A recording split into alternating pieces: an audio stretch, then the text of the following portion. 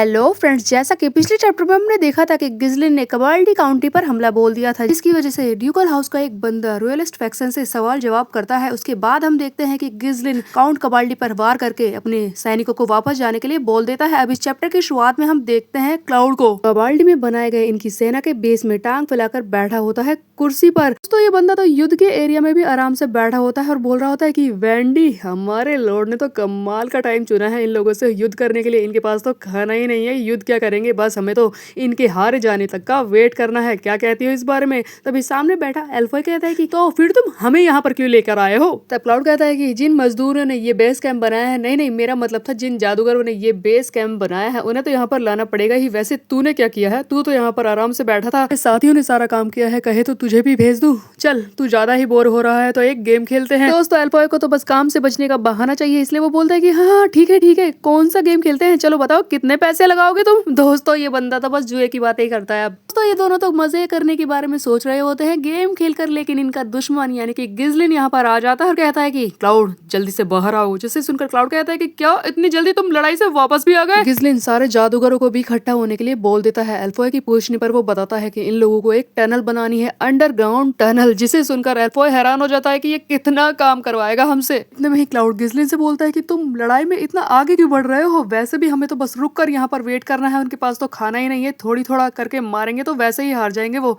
जिस पर गिजलिन कहता है कि हम हाथ पर हाथ रख के बैठ नहीं सकते, तुम्हें पता है थोड़े ही टाइम में ड्यूकल हाउस वाले बंदे उन्हें खाना भेजना शुरू कर देंगे और साथ ही साथ बाकी मदद भी। तो तुम्हें क्या लगता है कि मैं हाथ पर हाथ रखकर बैठा रहूं? ये कहकर गिजलिन कैंप से बाहर आ जाता है और कासल की तरफ देखता है। उसे घूरकर बोल रहा होता है कि कबाल्डी जितना तूने अपने सपने में भी नहीं सोचा होगा, ये लड़ाई उससे पहले खत्म होगी। दोस्तों गिजलिन की बात बिल्कुल सही थी। अगर ये हाथ पर हाथ रखकर बैठा रहा तो ड्यूकल हाउस वाले बीच में घुस जाएंगे और इस कंडीशन में तो कबाल्डी को ये हरा ही नहीं पाएगा। यहाँ से हमें कबाल्डी किले के अंदर का सीन दिखाया जाता है, जहाँ पर काउंट कबाल्डी चिल्ला रहा होता है कि वो बैरोन फेनरिस गिजलिन, वो मुझ जैसे नोबल को घायल करके बाहर कैसे भाग सकता है? तभी इसके सामने बैठे इसके सलाहकारों में से एक बोलता है कि वैसे भी वो हमारी ताकत से डर गया होगा, इसीलिए यहाँ से भाग खड़ा हुआ। हमारी ताकत उससे कही जाता है, ये बात तो वो लड़का जानता ही होगा ना। वैसे भी हमारे पास खाना नहीं है, इसीलिए वो हर बार अपनी स्ट्रेटेजी को बदलने की कोशिश करेगा हमसे जीतने के लिए। तब काउंट कबाल्डी कहता है कि ओह, तो वो लड़का उतने वक्त तक इंतजार करना चाहता है कि हमारा सारा खाना खत्म हो जाए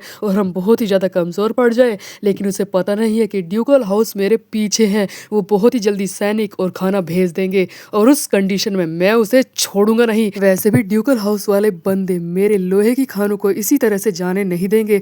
आखिरकार मेरे पास इतना लोहा जो है वो जरूर मेरा साथ देंगे। दोस्तों काउंट कबाल्डी तो अभी भी ओवर कॉन्फिडेंस में बैठा है। ये सारी बातें, ये सारी मीटिंग हो रही थी ऊंची दीवारों की बीच वाली जगह में। तभी हम देखते हैं कि वहीं पर खड़ा एक सैनिक जो दूरबीन से कुछ देख रहा था, वो काउंट कबाल्डी को बताता है कि लॉर्ड, ऐसा लग रहा है कि वो कोई टनल बना रहे हैं जमीन के नीचे से। ये बात पक्की है कि उन्होंने पहले ही बार में हमारी ताकत को महसूस कर लिया होगा, इसीलिए प्लान बदलकर वो अब जमीन के नीचे से हमला करना चाहते हैं, इसीलिए टनल बना रहे हैं। तब पीछे खड़ा सलाहकार बंदा बोलता है कि उस चूजे को पहली बार में हमारी ताकत का अंदाजा लग गया। दोस्तों तभी बगल में खड़ा एक और बंदा बताता है कि इस किले की जैसी ज्योग्राफी है, मतलब जिस तरह से बना हुआ है, एक साउथ वाला गेट ही है जहाँ से इस टनल का द्वार खुल सकता है। मतलब कि जो टनल गिजलिन बनवा रहा है वो साउथ से निकलेगी। ये सुनकर काउंट कबाल्डी जल्दी से पीछे खड़े अपने सैनिक से बोलता है कि जिमोन, मेरी बात को ध्यान से सुनो, बहुत सारे सैनिकों को साउदर्न गेट पर खड़ा कर दो। जैसे ही इस गिजलिन के सैनिक खोदी हुई टनल से अपना मुंह बाहर निकालेंगे, हमारे सैनिक इन्हें वहीं पर कुचल कर रख देंगे। एक बार हमने उन्हीं की बनाई टनल में घुसकर उन्हें मारना शुरू कर दिया तो एक ही बारी में हम उनके सारे सैनिकों को खत्म कर देंगे। तभी एक बंदा बोलता है कि लॉर्ड, ये बताइए कि किले की इन दीवारों को किस तरह से बचाना है? लेकिन दोस्तों काउंट कबाल्डी जो कि ओवर कॉन्फिडेंस में डूबा हुआ है, वो बोलता है कि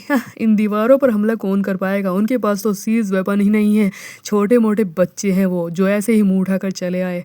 वो बस या तो घुसपैठ करेंगे या फिर किसी तरह से अचानक से हमला करेंगे, यही दो काम कर सकते हैं और उन्हें हम ऐसे ही निपटा देंगे। वो हमारे सामने थोड़ी देर भी नहीं टिक पाएंगे, हमारे सेना की छोटी सी टुकड़ी उनके लिए काफी होगी। गिजलिन, शुरुआत तूने जरूर की है, ये टाइम तूने सही चुना है युद्ध करने के लिए मुझसे, लेकिन अंत में वो मैं हूँगा जो इस युद्ध में जीतूंगा और तेरे सामने खड़ा रहूंगा। दोस्तों तब हमें दिखाया जाता है कि जहाँ पर कबाल्डी कासल है उसके बिल्कुल सामने गिजलिन ने अपना बेस कैंप बनाया है जहाँ पर वो टनल की खुदाई जैसा काम करवा रहा है। रात काफी हो चुकी है, तभी हमें दिखाया जाता है कि रात के इस अंधेरे में किले से थोड़ी सी दूरी पर ऊंचाई पर बोनो कुछ बड़ी सी चीज को खींच कर लेकर आ रहे होते हैं। एक बड़े से तंबू के नीचे कुछ है, बड़े बड़े लकड़ी भी दिखाई दे रही होती है। पता नहीं ये लोग क्या खींच कर ले जा रहे हैं, लेकिन ये बात पक्की है कि कोई बड़ी सी चीज है जिसे गिजलिन ने यहाँ पर मंगवाया है, वो भी रात के अंधेरे में। बोने चुपचाप ये काम कर रहे होते हैं। दोस्तों वैसे तो ये बोने बहुत ही ज्यादा ताकतवर है, लेकिन जिस चीज को ये लेकर आए हैं उसे खींचने में तो इनकी भी बहुत ही ज्यादा ताकत इस्तेमाल हो रही होती है। और ध्यान देने वाली बात यह है कि बोने सिर्फ एक चीज नहीं लेकर आए, बल्कि 3 से 4 चीज भारी भारी लेकर आए हैं। आगे होता यह है कि बोनों में से एक बोलता है कि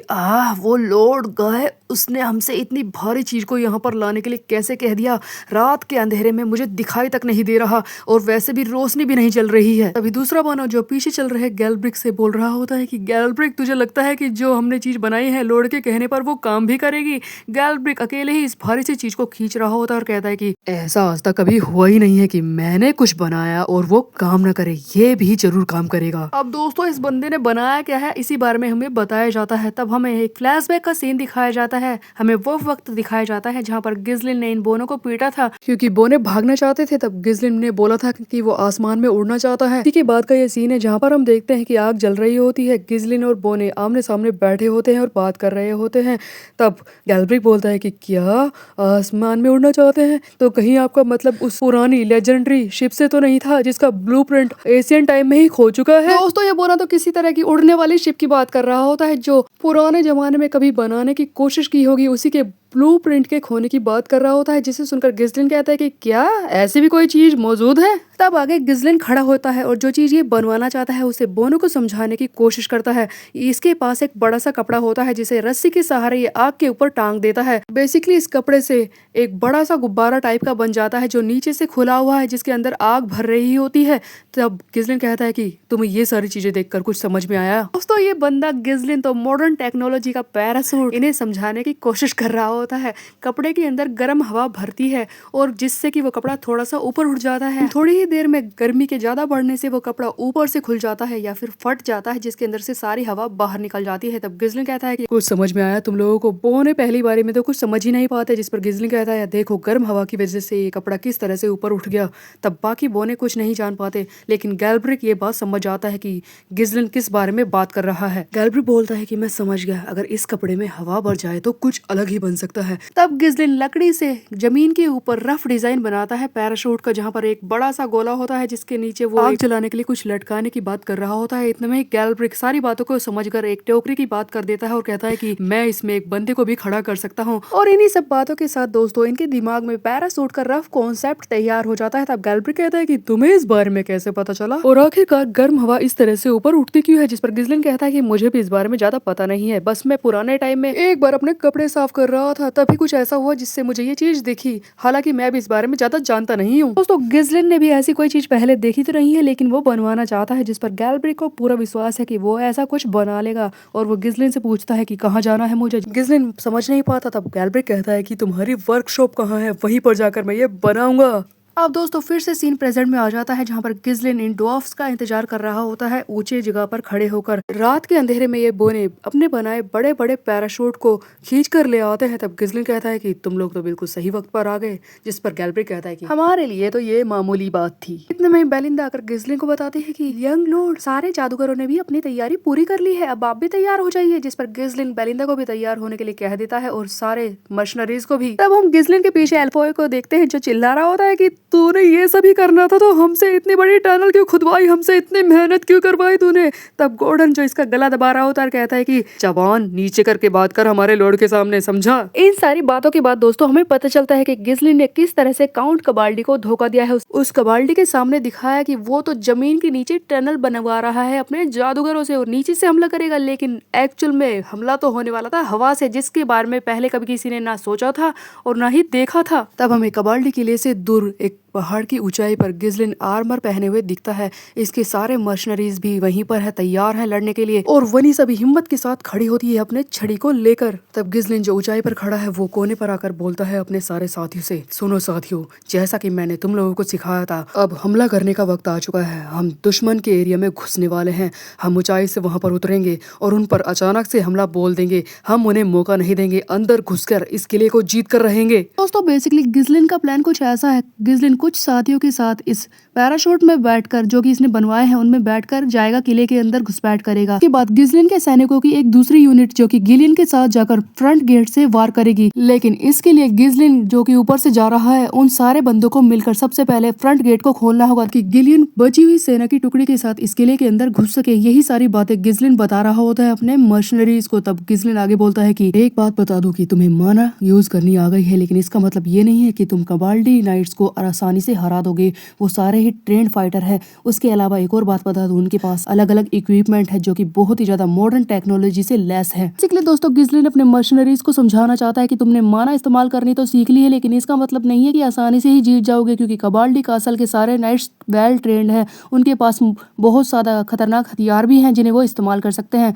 इसलिए आसानी से तो ये लड़ाई जीतने वाले नहीं है। तब गिजलिन आगे बोलता है कि देखो, चाहे वो कबाल्डी नाइट्स कितने भी वेल ट्रेंड क्यों ना हो, लेकिन माना के साथ तुम उनसे ज्यादा ताकतवर हो गए हो। इसीलिए इस वक्त तुम आसानी से उन्हें हरा सकते हो। अगर तुमने ऐसा अभी नहीं किया तो कभी नहीं कर पाओगे। अगर आज इस वक्त हमने ये लड़ाई नहीं जीती तो हमारे पास दूसरा मौका नहीं आएगा, समझ लो। लेकिन मेरी इन सारी बातों से तुम्हें हैरान होने की और परेशान होने की जरूरत नहीं है, क्योंकि तुम काफी ज्यादा ताकतवर हो चुके हो।